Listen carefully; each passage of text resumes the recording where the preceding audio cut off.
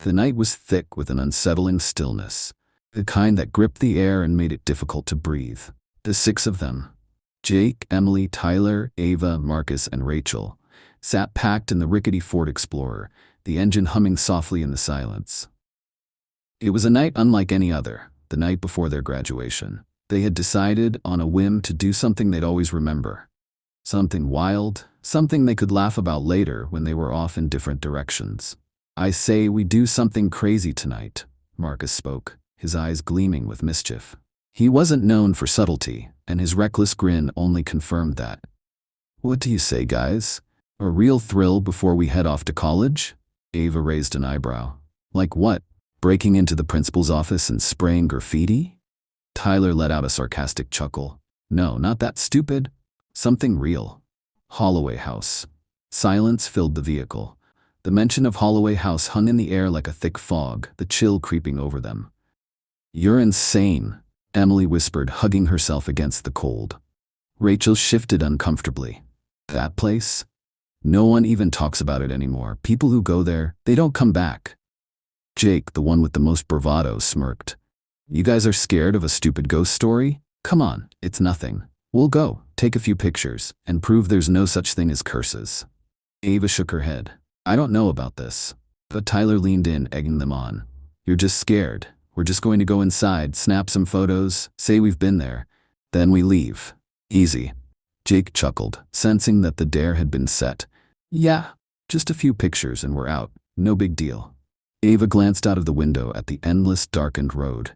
She hesitated for a moment before shrugging. "All right, fine. But if we die, it's on you, Jake." The others laughed nervously, but their voices trembled just a little, a crack in their bravado. Without further word, they all agreed. The Ford Explorer's engine roared to life and the tires kicked up dust as they sped down the forgotten road toward the decaying house at the edge of town. Holloway House was an imposing silhouette against the night sky, looming like an ancient corpse. The house had been abandoned for decades, but it still looked as though it could come alive at any moment, its dark windows like hollow eyes watching their every move. The door stood slightly ajar, as if it had been expecting them. Tyler pulled out his phone, and the flashlight flickered to life. "This is going to be awesome," he muttered, though his voice cracked slightly, betraying a tinge of fear. "I'm not sure about this," Rachel said, her voice wavering. "This place, it feels wrong." But they were already stepping onto the porch, each footfall creaking ominously under their weight. Jake pushed the door open further, revealing the dark, musty interior. A thick, rotten smell wafted from inside, a mixture of mold and something foul, like the air hadn't moved in decades. The dust clung to everything, and the silence was suffocating. Marcus, ever the skeptic, pushed ahead. "Come on, guys, let's just go in. We'll prove it's nothing but a creepy old house." "Fine," Ava said, shaking her head, "but I don't want to be here long." They stepped inside. The floor groaned under their feet as if the house itself was waking up from a long slumber. The faint beam of Tyler's flashlight swept over peeling wallpaper, broken furniture, and cobwebs that hung like ghostly curtains from the ceiling. The air was thick with the weight of decades of neglect. And then Jake did it. Without warning, he took a deep breath and shouted into the darkened corners of the house, his voice echoing unnaturally in the silence. "Her name!" Jake called, his grin twisted with defiance. "Jake, don't," Ava warned, but it was too late. The house responded immediately. A sharp, heavy thud came from upstairs, as if something massive had fallen. It was the kind of sound that made the blood run cold, the sound of something unnatural. Did anyone else hear that? Marcus's voice was a faint whisper, his face pale. Another thud. This one closer. Then, a cold gust of wind rushed through the room, though all the windows were tightly shut. Tyler's flashlight flickered, casting ghostly shadows on the walls. They could hear something now, soft, almost like a whisper. But it wasn't coming from any one place. It came from everywhere, curling in their ears, echoing around the room. "Who called me?" The voice was low, slithering, like it was trying to worm its way into their very thoughts. It was almost a whisper, but carried with it an undeniable malevolence. Tyler's flashlight flickered one last time before dying completely, and that's when they saw her.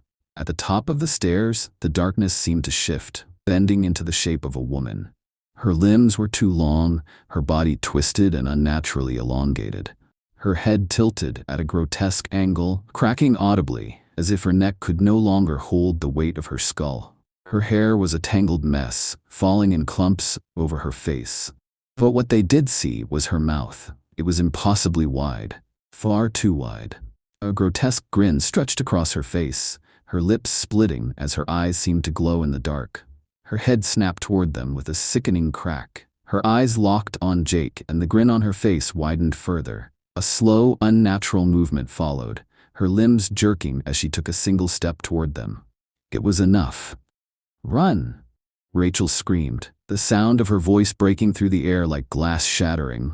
They turned, scrambling for the door, feet tripping over each other. But as Jake reached for Emily's hand, pulling her with him toward safety, his grip tightened, then loosened. She was gone. His heart skipped a beat as he whipped around, his breath ragged. "Emily?" His voice was frantic, the panic creeping in. He turned in every direction, but she was nowhere. The house was silent. No screams, no struggle, just emptiness. Then, like a whisper brushing against the back of his mind, he heard it. "You called me." A chill ran through him. Rachel's phone buzzed. A message from Emily's phone. Jake didn't want to look, but his hands trembled as he picked it up. A video. It opened with static, a white noise that made the hairs on his neck stand up. And then, it was Emily. Her face was pale, eyes wide with terror. Her lips moved, but no sound came from her mouth. Behind her, a shadow shifted. Something tall and dark moved, stretching toward her. Long fingers reached out to touch her shoulder. The screen glitched for a moment, then Emily's voice cut through the static. "She's here." And the video cut off. Emily was gone. They tried to flee, but the horror followed. The next morning, Jake's phone buzzed again. A message from an unknown number. A video.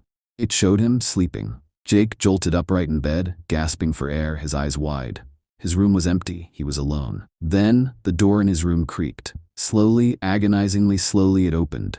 Jake's breath hitched. His heart thundered in his chest. Then, whispering, "You called me." The hairs on the back of his neck stood up, but there was no one there. That night, Jake disappeared. He was never seen again. Then Ava, then Marcus. One by one, they vanished, as if they were erased from existence.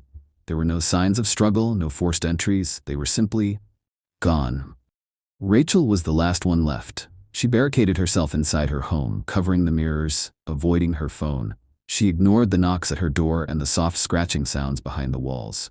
But the videos kept coming, faces twisted in agony, their mouths moving, their eyes begging for something. And then, Emily's face again. Her eyes locked onto Rachel's. "She's standing behind you." Rachel turned, but nothing was there. The house was still, still. Then, something cold, rancid, breathing against her neck. "You called me." Rachel was never found. Her house was empty. One final video appeared on her phone, the last piece of the puzzle. Her voice, soft, faint. "She's here." And somewhere far away, a new group of teenagers laughed, their voices full of naive excitement. One of them smirked. "Let's go to Holloway House." The cycle began again.